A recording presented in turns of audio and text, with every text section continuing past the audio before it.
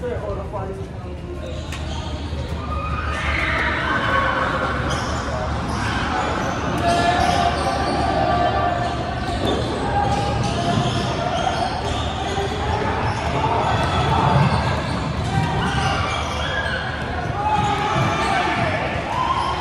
welcome again to Murami Sports TV area. So ang tagal na natin po hindi nakapag-vlog. I miss you all. Sa ating mga subscribers, kumusta po kayo? Lagi po kayo mag-iingat. Yun. Stay fit and good health po always, no? So andito tayo ngayon sa Pasig, sa Life Academy International.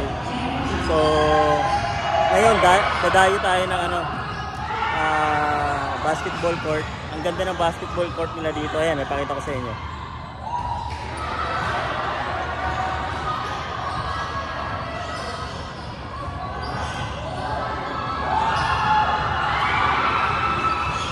So abangan natin ang mga kabanata ni Zane. Dinala ko siya dati sa CMBC camp. Mga nasa 3 years old pa lang siya. Bali alis yung bola, hindi niya pa may dribble. Tinatouch niya lang. So eto ngayon, ang bilis ng panahon. After pandemic, yun, laki na ni Zane. Nasa 8 years old na siya ngayon. So puro gadget siya eh.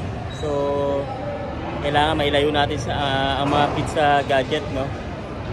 So turuan natin sila ng mga physical sports like itong basketball. Malaking tulong to sa mga kids. So engage natin sila sa basketball, yung ating mga kids, no? Turuan natin makapaglaro sila ng basketball. So ito, nag-start na si Zane sa kanyang journey. Dito sa school nila kinuha siya, pero siya nga lang yung pinakamaliit. Dahil kulang sila ng player, kinuha nila si Zane.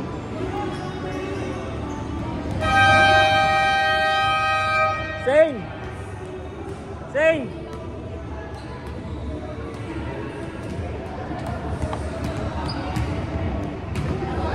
Ito mga idol si Zane, no?